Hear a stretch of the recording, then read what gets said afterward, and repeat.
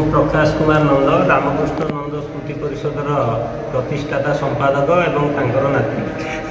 ଆଜି ଗୋଟେ ରାଜ୍ୟରେ ଗୋଟେ ବିବାଦୀୟ ମନ୍ତବ୍ୟକୁ ନେଇ ଯେଉଁଭଳି ଭାବେ ପ୍ରାର୍ଥନାକୁ ନେଇ ଯେଉଁ କଦର୍ଯ୍ୟ କରିছিল ରାଜନେତା ରାଜ୍ୟସଭା ସାଂସଦ ମୁନା ଖାଁ, ତାକୁ ନେଇକି ଆଜି ସ୍ୱର୍ଗତ ରାମକୃଷ୍ଣ ନନ୍ଦଙ୍କ ଗାଁ ମାଟିରେ ଆଜି ରାମକୃଷ୍ଣ ନନ୍ଦ ସ୍ମୃତି ପରିଷଦ ଗୋଟେ ସାମ୍ବାଦିକ ସମ୍ମିଳନୀ କରାଯାଇଛି।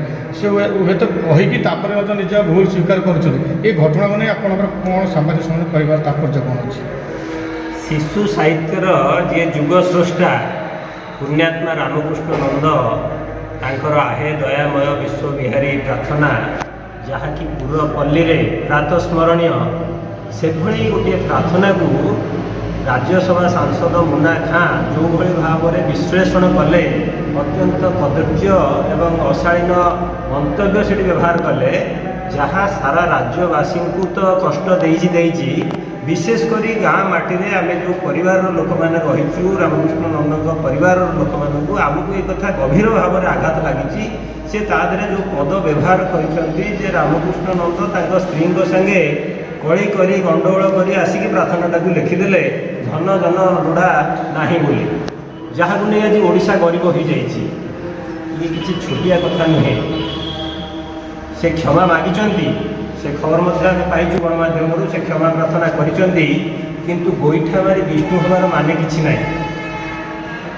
ଯଦି ଜଣେ ସାଧାରଣ ଲୋକ, ମୂର୍ଖ ଲୋକ, ଗାଉଁଲି ଲୋକଟିଏ କହିଦେଇଥାନ୍ତା ଏ କଥା, ହୁଏତ ସେ କ୍ଷମା ମାଗିଥିଲେ ତାର କ୍ଷମା ଗ୍ରହଣୀୟ ହୋଇଥାନ୍ତା।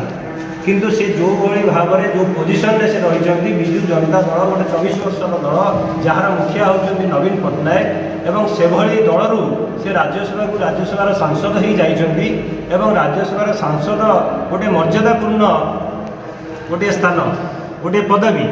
ଏବଂ ସିଏ ଯେଉଁଭଳି ଭାବରେ ନବରଙ୍ଗପୁରର ମଣ୍ଡେଇ ସାଂସ୍କୃତିକ ଉତ୍ସବରେ ରାମକୃଷ୍ଣ ନନ୍ଦଙ୍କ ପ୍ରାର୍ଥନାକୁ ସେ ପଦାର୍ଥ କଲେ, ତାହା ଗଭୀର ଭାବରେ ଆମକୁ ମର୍ମାହତ କରିଛି, ଦୁଃଖ ଦେଇଛି। ଖାଲି ମୁଁ ନୁହେଁ, ମୋ ପରିବାରର ସମସ୍ତେ, ଯିଏ ବି ବନ୍ଧୁବାନ୍ଧବ, ଆମର ସାହି ଭାଇ ସବୁ ରହିଛନ୍ତି ରାଜ୍ୟରେ, ଦେଶରେ ଏବଂ ଦେଶ ବିଦେଶରେ ଯେଉଁମାନେ ରହିଛନ୍ତି, ସମସ୍ତଙ୍କର ଫୋନ୍ ଆସୁଛି ଯେ ସେ କିଭଳି ଏମିତି କହିପାରିଲେ।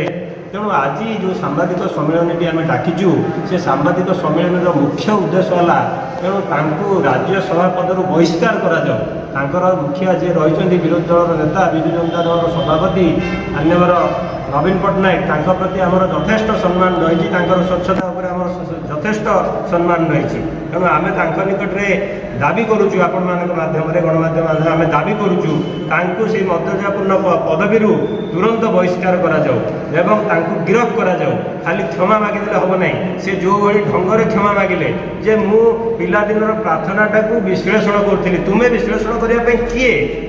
ତୁମକୁ ସେ ଅଧିକାର ଦେଲା କିଏ? ତୁମର ଶିକ୍ଷାଗତ ଯୋଗ୍ୟତା କ'ଣ? ତୁମେ ସାହିତ୍ୟ ବିଷୟରେ କ'ଣ ଜାଣିଛ?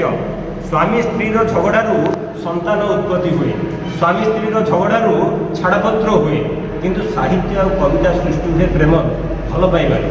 ସେ କଥା ମୁନା ଖାଁ ବୁଝିପାରିଲେ ନାହିଁ। ତାଙ୍କୁ କେବଳ ଧନ କଥାଟା, ଧନ ଅର୍ଥ କଥାଟା ମନେ ପଡ଼ିଗଲା, ଯେ ଅର୍ଥ ରୋଜଗାରର ପନ୍ଥା।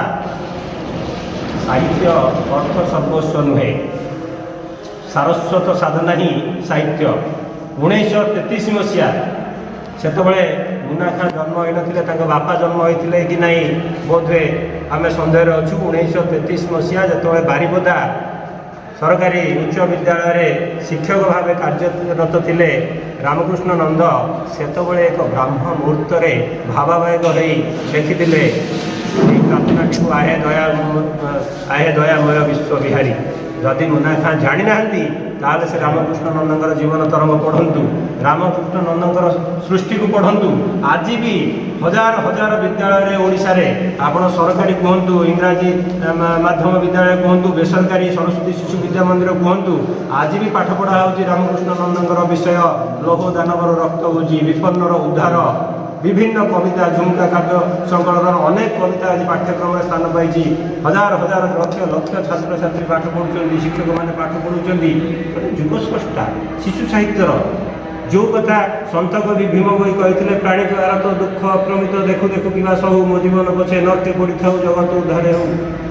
ଯେଉଁ କଥା ଗୋପବନ୍ଧୁ ଦାସ କହିଲେ, ଦେଶର ସ୍ୱରାଜ ପଥେ ଯେତେ ଗାଢ଼, ପୁରୁତ ହିଁପରି ମୋର ମନୁଷ୍ୟ ହାଡ଼, ସେଇ କଥାକୁ ଅନୁଭବ କରିଥିଲେ।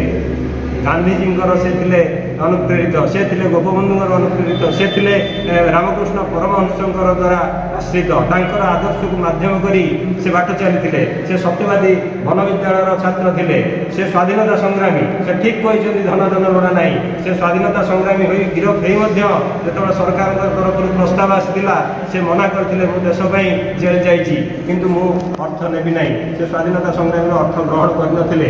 ଯଦି ଏ କଥା ଜାଣିନାହାନ୍ତି ତାହେଲେ ମୁନା ଖାଁ ସେ ତର୍ଜମା କରନ୍ତୁ, ତାଙ୍କୁ ପଢ଼ନ୍ତୁ, ଜାଣନ୍ତୁ, ଜାଣିବାର ଆବଶ୍ୟକତା ରହିଛି। ମୁନା ଖାଁ ଖାଲି ମୁନା ଖାଁ ନୁହେଁ, ସମସ୍ତ ରାଜନୈତିକ ସ୍ରଷ୍ଟା ଯେଉଁମାନେ ରାଜନୀତିରେ ରହିଛନ୍ତି ସେମାନେ ଆମର ପୂର୍ବପୁରୁଷ, ଆମର ପୂର୍ବସୂରୀ, ଆମର ସାହିତ୍ୟିକ ଲେଖକ, ସେମାନଙ୍କୁ ଜାଣିବାର ଆବଶ୍ୟକତା ରହିଛି। ଦାବି କ'ଣ ରହିଛି ଶେଷ କଥା? ନାଇଁ କାହିଁକି ମୁନା ଖାଁ ଶସ୍ତା ରାଜନୀତି କାହିଁ କରୁଛନ୍ତି? ତ ସାହିତ୍ୟ କଥା ଅଛି, ଲୋକଙ୍କ ମନରେ ଅଛି, ସମସ୍ତେ ପଢ଼ିଛନ୍ତି। ଏଠି ମୁନା ଖାଁ ଶସ୍ତା ରାଜନୀତି କରୁଛନ୍ତି ନା ଆଉ କ'ଣ ତାଙ୍କର ଉଦ୍ଦେଶ୍ୟ ଅଛି? ନିଶ୍ଚିତ ରୂପେ ଗୋଟେ ସାଂସ୍କୃତିକ ଅନୁଷ୍ଠାନ, ସେଦିନ ତ ରାମକୃଷ୍ଣ ନନ୍ଦଙ୍କର ଜୟନ୍ତୀ ନଥିଲା କି ଶ୍ରାଦ୍ଧ ଉତ୍ସବ ନଥିଲା, ତେଣୁ ସେଠି ରାମକୃଷ୍ଣ ନନ୍ଦଙ୍କର ସେଇ କବିତାଟାକୁ ବୋଲିବା, ସେଠି ତାକୁ ପୁଣି ବୋଲିବା ତ ବୋଲିବା, ତାକୁ ପୁଣି ବିଶ୍ଳେଷଣ କରିବା, ଜ୍ଞାନ ନଥାଇ କିଛି ଆବଶ୍ୟକତା ନଥିଲା। ହୁଏତ କୌଣସି ରାଜନୈତିକ ଅଭିସନ୍ଧି ଥାଇପାରେ, ହୁଏତ ସେ ବଦନାମ କରିବାକୁ ଚାହୁଁଥାନ୍ତି ରାମକୃଷ୍ଣ ନନ୍ଦଙ୍କୁ, ହୁଏତ କାହା ଦ୍ୱାରା ସେ କଥାକୁ କାହା ଦ୍ୱାରା ଗୋଟେ ପ୍ରେରଣା ପାଇଛନ୍ତି ଯେ ନାଇଁ ଆମେ ଏମିତି ପ୍ରାର୍ଥନାଟାକୁ କଦର୍ଥ କରିବା। ହୁଏତ ରାମକୃଷ୍ଣ ନନ୍ଦଙ୍କ ନାଁ ନେଇ ସେ ନିଜର ସେ ଧୀରେ ଧୀରେ ରାଜନୀତିରୁ ଯେହେତୁ ହଜି ଆସିଲେଣି ଧୀରେ ଧୀରେ, ତେଣୁ ସେ ହୁଏତ ପୁଣି ରାମକୃଷ୍ଣ ନନ୍ଦଙ୍କ ନାଁ ନେଇ ସେ ପୁଣି ଗୋଟେ ନାଁ ନେବାକୁ ଚାହୁଁଛନ୍ତି। ଗୋଟେ ବିବାଦୀୟ ପରିସ୍ଥିତି ସୃଷ୍ଟି ହେଲେ ଆଉ ପୁଣି ମିଡ଼ିଆରେ ଚର୍ଚ୍ଚା ହେବ, ତେଣୁ ହେଇଥାଇପାରେ ତାଙ୍କର ଅନ୍ତର୍ନିହିତ କଥା ଯାହା ବି ହଉ। ଆଜି